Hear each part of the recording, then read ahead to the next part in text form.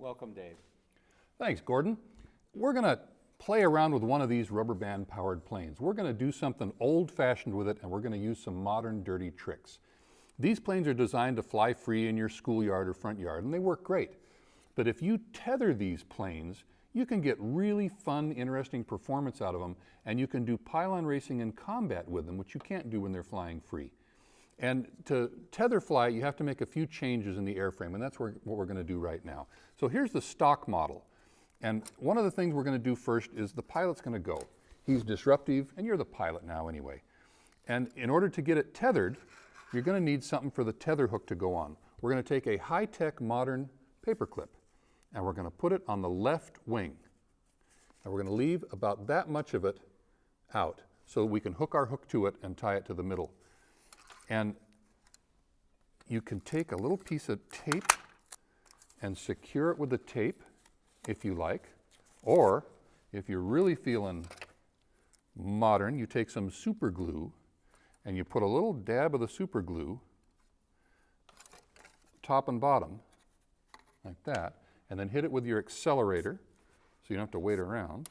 And you can use any kind of glue for that. That'll just keep that hook from shifting around. And you notice I put the hook a little bit toward the rear of the wing. It's not really critical where it goes. You're going to adjust the plane anyway, but that's a good starting point. The wing is going to start about in the middle, but you might find that it'll stall or you might find that it'll dive, and you'll want to move that wing back and forth to take care of that.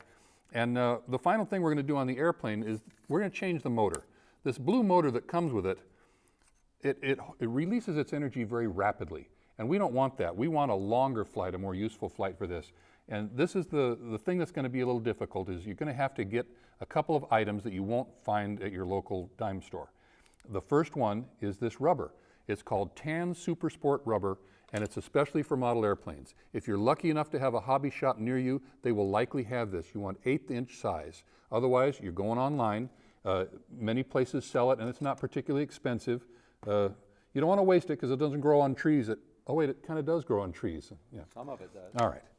So we're going to take some of our Tan Super Sport and we're going to measure the length between the two hooks. And then we're going to measure some more. You can carry a lot more motor than that distance because it's going to get all wound up. You can put a lot more power in it.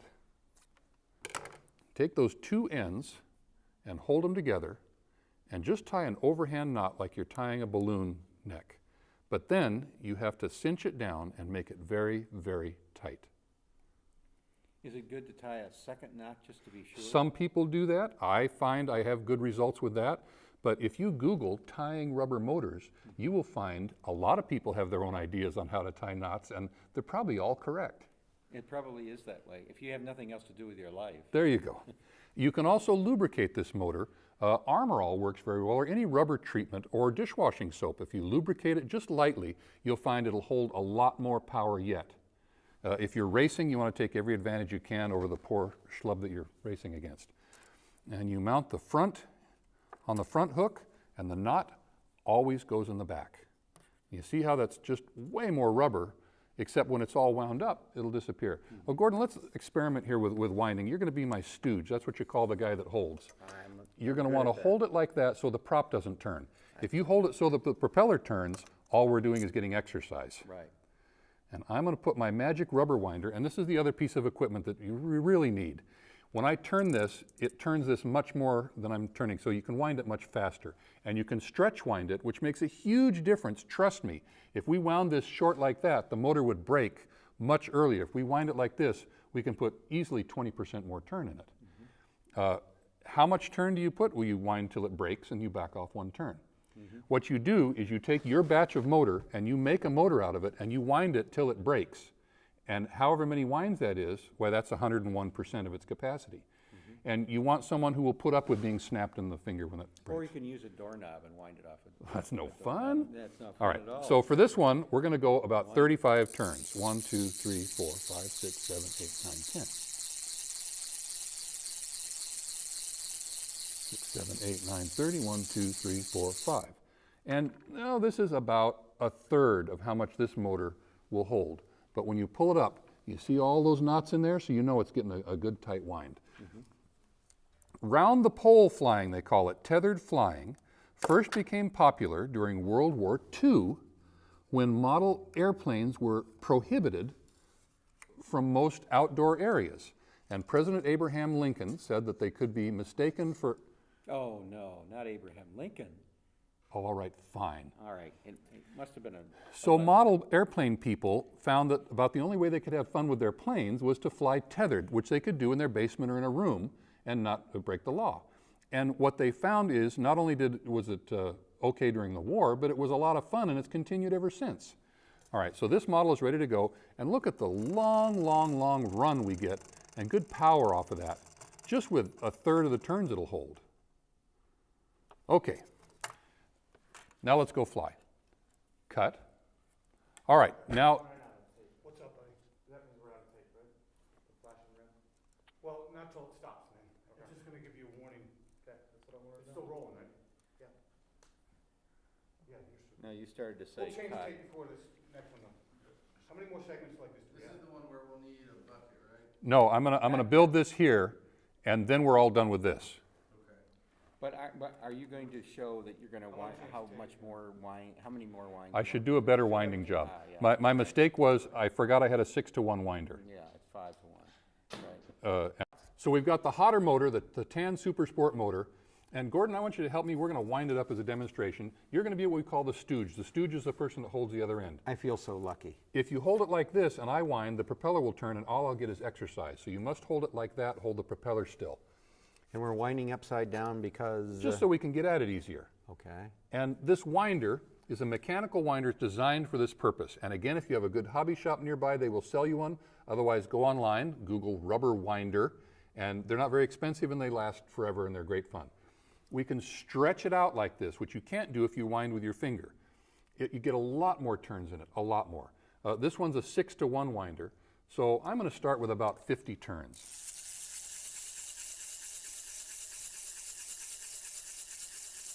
I'm halfway there. Now, Gordon, this is a time-tested joke to play on people that are winding motors to shout numbers at them. Right. I know you wouldn't do that to me. No, I wouldn't. Okay. Yeah, 53, 27, 40. We're gonna jump this, Eric, wherever you are. All right. So that he's not winding forever here. The question is, how much do you wind? What you do is when you get a batch of your rubber, you make a motor up and you wind it till it breaks. And then you know what 101% is, and you know to not go that far anymore. All right, so this is about 50 turns, and that would be a very fine flight. The hardest part of it all is transferring this to that hook. I'm going to pinch it a little ways away. I'm going to let that end unwind and take it off of there. And now I have just the littlest bit of a loop, which I can then hook onto that thing, and away we go. Now keep in mind, this is a little cheap, crummy rubber band, but look at the power run I get off this thing. It's got a wonderful power to weight ratio. That's why it's been used all these years. It's a terrific power source for these models. Piece of cake. And lubed, you could put more on it yet. All right, if we're going to fly tethered, we need a tether. It's a really simple device. You can get fancy if you... This is a hammer, Gordon. Oh. We're going to make this really simple. We found this piece of wood in the studio. We stole this nail out of some structure in the building. And you don't need a whole lot more than that. We're going to use a regular straw here, and we're going to snip it off like that. And the thing the straw is going to do is going to hold our washer up. So we're going to put a washer on here, and then the straw. And then the actual high-tech tether is yet another paper clip, which we can open and shut and slip on there. And there it is. And that's all you need. And if you want to race two of them or you want to have combat, all you do is take a second clip and put it on there. You can put another washer in between them if you wish, or it'll run fine just like that. Mm-hmm. Very high tech. And then you take it here. Any block of wood will do, a little teeny one or a piece of foam or whatever you want. And then we're going to set this on a wastebasket and take some packing tape, and that's it. Your tether is done. You can get a lot fancier if you want, but this will do the trick, and we're going to show you. Excellent. Okay, do you want to do that one more time? Yes. Where I don't hand you the Yes. we can have fun with this, but maybe it's a distraction. You're right, and this straw is too small. I was going to point that out, but I didn't want to. I know we're taping. Well, if we get part of this that works and he can edit it in Yeah. with something Well, else. let's do this straw. Okay, yeah, but don't open it yet. I won't. I'm good at this. I keep up with things. Are we still rolling or have we stopped? Well, Okay, then I'm gonna, here, Well, let's we're do not this. actually ready, but just let Oh. us know when you're ready and then Yeah, we are. we're ready. okay, we're rolling. Okay, so we're gonna fly this round the pole plane, tethered flight, and of course we're gonna need a tether. And you don't have to be fancy about it. You can make it out of very basic stuff that you'll find around. Gordon stole us a nice piece of wood right here in the studio. There we go. And a hammer. And we got a nail that we pulled out of the building somewhere. And let's see. Oh, of course we'll need a soda straw. And we're going to slice the soda straw about like that. So we're going to take our ultra high-tech tether hook, which is another paper clip, onto the nail. If you have a little washer, a steel washer, that's fine. I just took a piece of cardboard and poked a hole in it, and that'll do the trick. And then our straw to keep the whole thing kind of up off the board. And then, don't hit your thumb. And that's it. This plane has so little mass and so little force that the lightest, little simplest tether will do the job just fine. And you're going to hook your string to that. And of course, if you want to play combat or pylon race, you'll need two.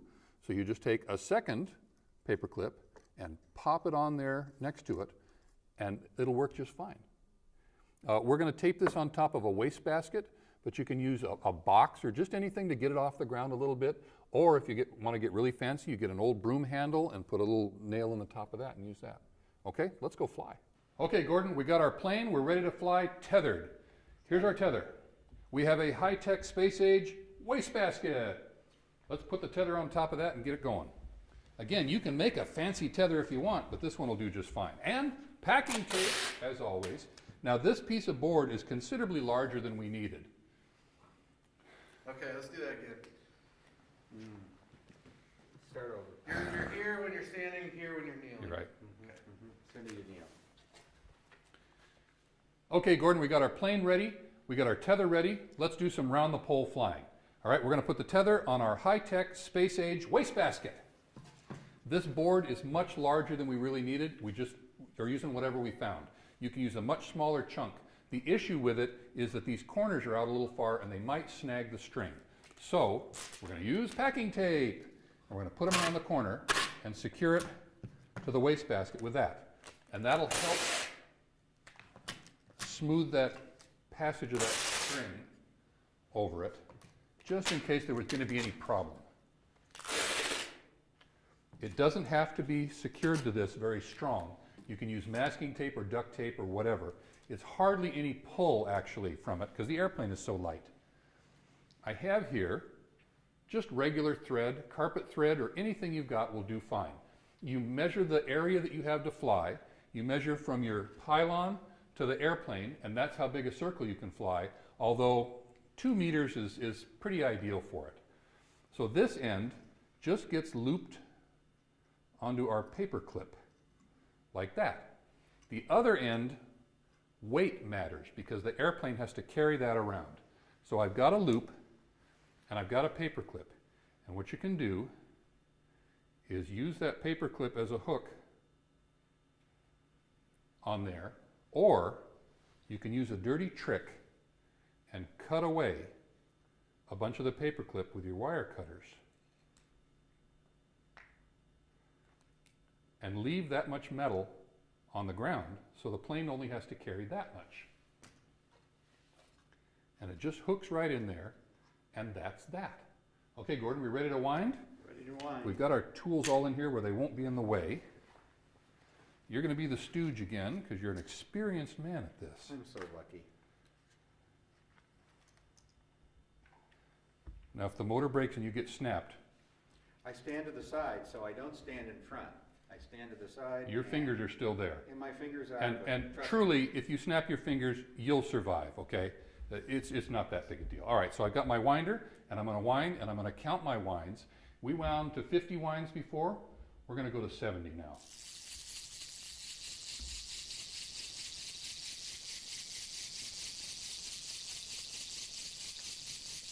40. I'm at 40. So as I get closer, I'm going to start moving in a little bit. 50, 60, 70. And I'm feeling this, and it's not anywhere near wound. I'm going to put a lot more in as we get going here. After you do this a couple of times and break a couple of motors, you'll be able to feel when you're almost there and when you should stop. Okay, that ought to work. Again, the hardest part of it, transferring. I let it unwind until I've got a little bit of a loop, and I hook that loop onto that wire, and we are ready to fly. I'm going to give you a couple of hot tips. Number one hot tip, you don't have to pull the string really tight. Just snug is good enough. Tip number two, if you launch the plane outward a little bit, it'll find its place a lot better. If you launch it inward, it's likely to go and tangle up the string. Tip number three, don't stand in the circle. You know, it's all fun and games until someone gets hit, and then it's really fun. All right, let's give this thing a flight. That's not bad.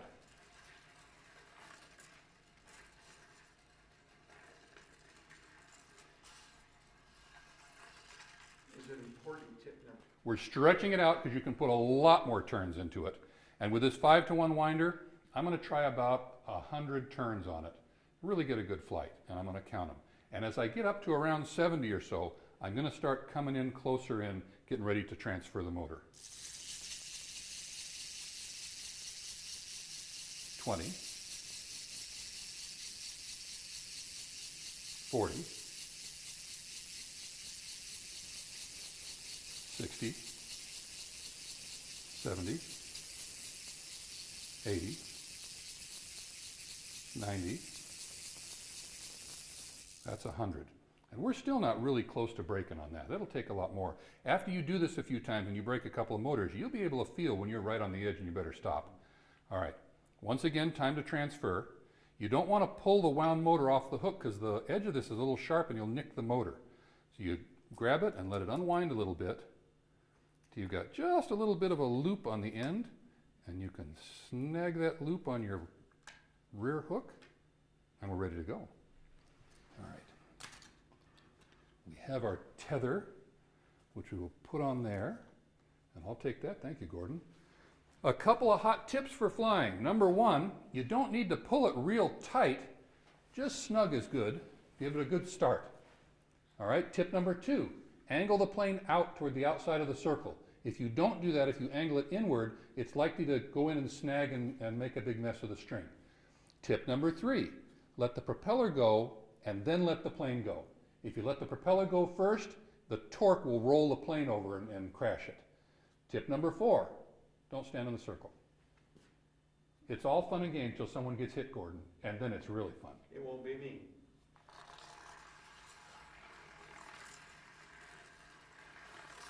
That's flying pretty good. If it was stalling or diving, we could move the wing back or forth to correct it. Not bad.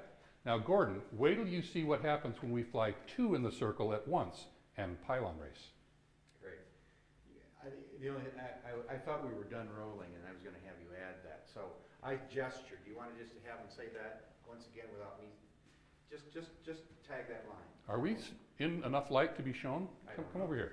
I don't. Well, then we'll jump like that. We can't do that. We were standing here. So let's walk toward the plane or something. Okay. We can tighten up too a little bit. That wasn't a bad flight, Gordon.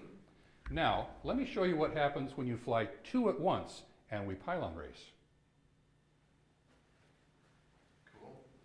How about that? So we're going to do two at once now? Nope, well, that'll be beat footage. Okay. I went to a Cub Scout pack and had the Cub Scouts race planes. That's Nice. awesome. And it's noisy, is what it is. Oh, there we are. Good, clean. what about, is everything done then? Is that it?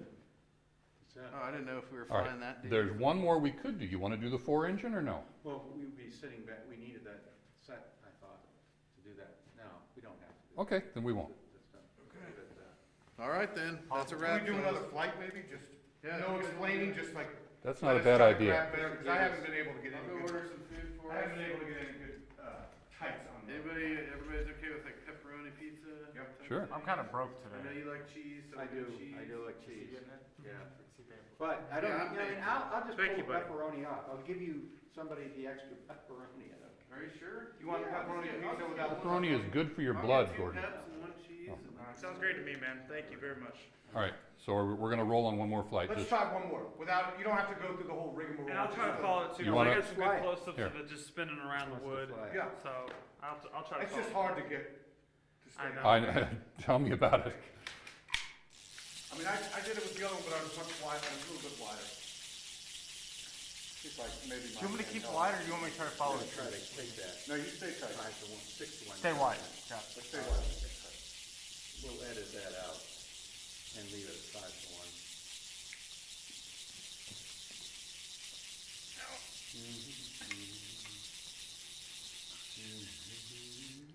Okay. I grab it there, pinch it really tight, and let it unwind enough to where I have a little loop, just enough to slip over that rear hook, and we are ready to fly.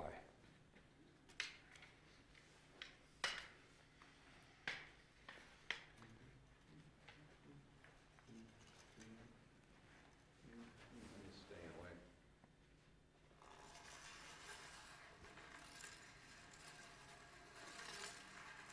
Fugloid.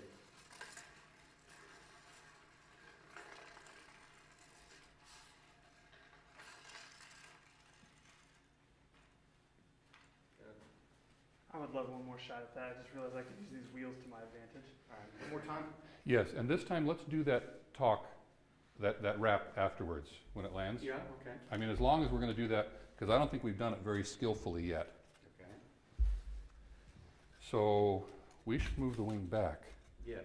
just a hair. Hey, Joey, can you go back? We a don't little want any bit? Yeah, sorry, fugoids. buddy. If you guys get fugoids, tell us and we'll edit it out. That's when it porpoises. You're not gonna come It was more forward fun any, when are they you? didn't know that. No, no. I was just gonna basically like. Or even if you just moved your leg there, so your leg's not pointing forward. Yeah, I was just gonna do like a little bit of Do this. they know we're gonna do that? That's fine. You're totally clear doing that. Gotta remind me.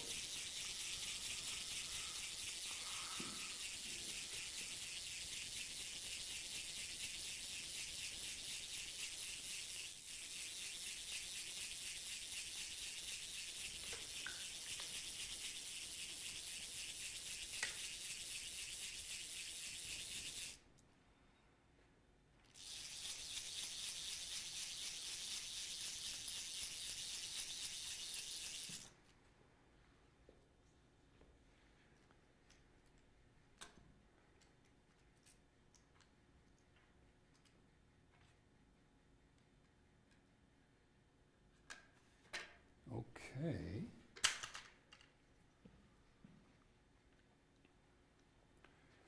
Hey, Chris, you're still in the shot. We have our hook ready to go on there. And I'll take that. Thank you, Gordon. All right, a couple of tips for launching. Tip number 1, you don't need to pull the string real tight. Just snug is good enough to give it a good start. Tip number 2, angle the plane out toward the outside of the circle. Let it get a good start. Still in the shot? Yeah, and your shadow. Tip number 2, angle the plane out to let it get a good start. If you angle it in, it's liable to come in and tangle up the string and make a mess. Tip number 3, let the propeller go first and then let the fuselage go to give it time to equalize that torque. Tip number 4, don't stand in the circle. I'll be out of the way for sure.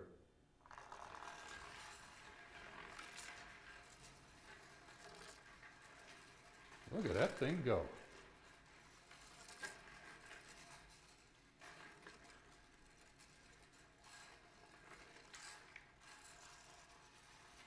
That wasn't a bad flight. Terrific. Now let's take a look at what happens when we fly 2 of them at once and we pylon race.